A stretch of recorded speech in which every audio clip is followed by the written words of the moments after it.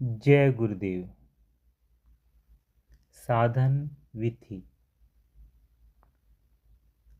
जो लोग ऋषिकेश गए हैं वहाँ का मनोहारी तथा आकर्षक दृश्य सदैव उनके हृदय को तरंगित करता होगा।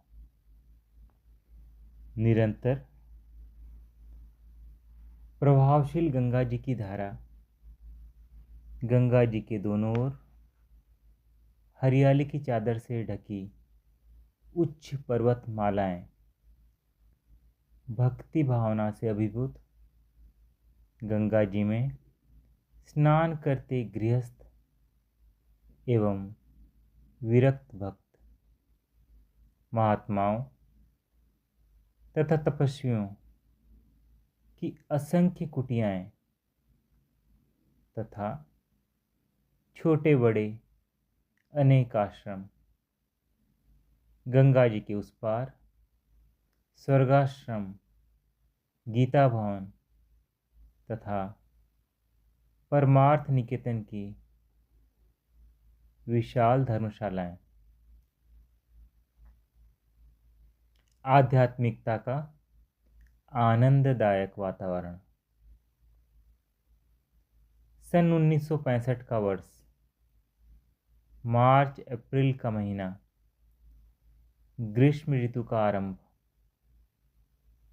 गंगा जी के इसी पार महाराज श्री ब्रह्मलीन गुरुदेव स्वामी विष्णु तीर्थ महाराज का एक छोटा आश्रम, योगश्री पीठ, एकांत सुंदर स्थान गीता भवन के सामने एक पहाड़ी पर बन रहा था। महाराज श्री अभी ऋषिकेश में ही गंगा जी के किनारे एक मकान में ठहरे हुए थे। ऊपर की मंजिल पर महाराज श्री तथा मैं, नीचे की मंजिल पर आने जाने वाले अन्य भक्तजन। गीता भवन के पीछे पहाड़ से उतरकर कई नाले गंगा जी में आकर मिलते हैं, जिनके किनारे पर कुछ एकांत प्रिय महात्माओं ने अपनी कुटियाएं बना रखी थीं। प्रत्येक नाले के साथ साथ प्रायः पहाड़ी रास्ता ऊपर चला गया है, जो वहाँ के बसे गांव के लोगों के आने जाने के काम आता है। अर्थात महात्माओं की कुटियाओं को नाले का किनारा तथा रास्ते का सहारा दोनों प्राप्त थे। महात्माओं की भिक्षा के लिए नीचे गीता भवन आदि में अन्य क्षेत्र बहुत हैं। वहाँ कुछ महात्मा तो ऐसे थे जो 30-40 वर्षों से नीचे उतरे ही नहीं। अखंड एकांतवास। उनकी भिक्षा भी कोई ब्रह्मचारी लाकर जाकर ले आता था। संसार से एकदम अलिप्त, न कहीं जाना न आना, निरंतर साधना का अवसर। कुटियाएं भी कोई 1 किलोमीटर दूरी पर तो कोई 2 किलोमीटर दूरी पर, अर्थात न कोई अड़ोस न पड़ोस, झगड़े या कहासुनी का कोई कारण ही नहीं। एक दिन महाराज श्री ने उधर जाने का कार्यक्रम बना लिया। सुना था वहाँ महात्मा लोग अखंड साधना में लीन हैं। बाहर से कुछ भक्त भी आकर ठहरे हुए थे, वह भी साथ हो लिए। भोजन जरा जल्दी कर लिया गया तथा सब लोग गंगा पार करने के लिए चल दिए। अब तो गंगा जी पर गीता भवन के सामने पुल बन गया है, किंतु उन दिनों नाव से ही गंगा पार जाना पड़ता था। पार जाकर हम लोगों ने गीता भवन की दुकानों से कुछ चना चबेना साथ ले लिया तथा उस साधन विधि में नाले के साथ साथ बढ़ चले। रास्ते में महाराज श्री सत्संग करते चल रहे थे। महाराज श्री, अध्यात्म का मार्ग इतना कठिन है कि कितना भी प्रयत्न करो, साधना करो, पठन पाठन करो तथा चिंतन मनन करो, कितना भी सिर पटको, किंतु मन काबू में नहीं आता। आवारा पशु की भांति विषयों को सूंघता फिरता है। भावना के पंख लगाकर साधक कल्पना के आकाश में ऊंची उड़ानें भरने लगता है। विचार की सीढ़ी लगाकर अध्यात्म के काल्पनिक शिखरों को छूने लगता है, किंतु पता तब चलता है जब वासना अपना शिकंजा कस चुकी होती है।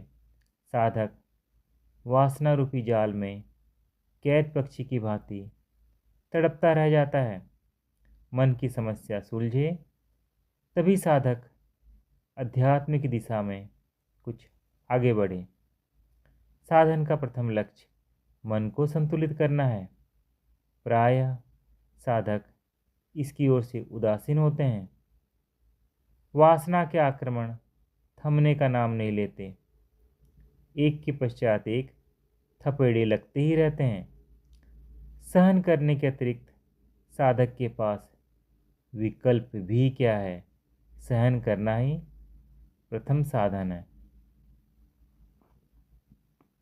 एक भक्त, किंतु महाराज जी, प्रवचनकार एवं धर्म प्रचारक बड़े ओजस्वी एवं प्रभावोत्पादक ढंग से अपने श्रोताओं को यह समझाते हैं कि कामना का त्याग करो, मन को कुचल डालो, जगत में सुख को ढूंढने के लिए क्यों भटकते हो, परमार्थ के पथ पर चलो। उस समय तो सभी श्रोता वैरागी बन जाते हैं।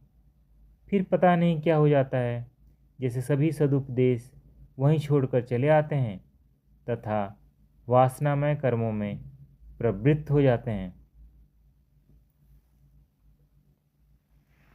महाराज श्री, सभी प्रवचनकारों की मैं बात नहीं करता, क्योंकि कई प्रवचनकार सत्पुरुष एवं अध्यात्म प्रेमी हैं, किंतु अधिकांश प्रवचनकार इस कार्य को व्यवसाय के रूप में अपनाते हैं। उनकी दृष्टि धन पर होती है, इसलिए उनकी बात का समुचित प्रभाव नहीं पड़ता। जो स्वयं साधक है, उसकी वाणी चाहे अधिक सुंदर अथवा अलंकृत न हो, किंतु उसके प्रभाव में अंतर आ जाता है। मन को मारने की बात तो कई करते हैं, किंतु मन मरे कैसे? मन तो भूत बनकर पीछे पड़ा है। ज्ञानियों, योगियों, तपस्वियों को भी नचाए फिरता है। हर देश तथा हर काल में मन की पकड़ इतनी मजबूत है कि उससे कोई भी छूट नहीं पाता। प्रवचनकारों के अपने मन की क्या दशा है? क्या उन्होंने मन को वश में कर लिया है? क्या उन्हें राग, द्वेष एवं क्रोध, लोभ से मुक्ति प्राप्त हो गई है? क्या उनका वैराग्य सिद्ध हो गया है? इसलिए उनके प्रवचनों का श्रोताओं पर स्थायी प्रभाव नहीं पड़ पाता। प्रवचन के तत्काल पश्चात श्रोता अपने विषय विषयक गतिविधियों में लग जाते हैं। यदि कोई प्रवचनकार स्वयं साधक भी हो, प्रवचन करना उसका व्यवसाय नहीं हो, चित्त की कुछ निर्मलता संपादित कर चुका हो तथा जन कल्याण की भावना से हृदय ओतप्रोत हो, तभी उसके वचनों का, प्रवचनों का श्रोताओं पर शुभ तथा दूरगामी प्रभाव पड़ने की कुछ कल्पना की जा सकती है। फिर सभी श्रोता प्रवचन के प्रभाव को एक समान ग्रहण नहीं करते। सबकी अपनी अपनी चित्त स्थिति होती है। कुछ अच्छा बोलते हैं, कहकर बात समाप्त कर देते हैं, तो कुछ मनन करते हुए प्रवचन को अंतर में उतारने का प्रयत्न करते हैं। अपनी अपनी चित्त स्थिति है। एक भक्त, कहीं आपका तात्पर्य तो नहीं कि प्रवचनों का कोई लाभ ही नहीं? महाराज श्री, ऐसा तो मैंने नहीं कहा। लाभ अवश्य है। क्या पता कब किसको कौन सी बात लग जाए। कम से कम जितनी देर कोई प्रवचन सुनता रहता है उतनी देर बुरे कर्मों से बचा रहता है। प्रवचन के कुछ शुभ संस्कार भी अंतर में संचित हो जाते हैं, जो कालांतर में शुभ फल देने का कारण बनते हैं। वैसे मन लगाकर सुनना, समझने का प्रयास करना, उस पर मनन करना, उसे जीवन में उतारने का प्रयत्न करना तथा सफलता के लिए भगवान से प्रार्थना करना, जब ऐसा होता है तब प्रवचन सुनने का कुछ लाभ भी है। इस प्रकार बातें करते करते चर्चा में हम इतने खो गए कि पता ही नहीं चला कि कब समतल भूमि समाप्त हुई तथा कब पहाड़ की चढ़ाई चढ़ाए। हमें होश तब आया जब हम पहली कुटिया के सामने पहुंच चुके थे। चारों ओर शांतता, स्तब्धता की चादर ओढ़े मौन पसरा था। यहाँ आकर के नाले की कलकल ध्वनि भी शून्यता धारण कर गई थी। हमने कुटिया के प्रांगण में प्रवेश किया तो एक महात्मा सील बट्टे पर भांग पीसते दिखाई दिए। नमो नारायण करने के उपरांत हम लोग एक ओटले पर बैठ गए। जय गुरुदेव।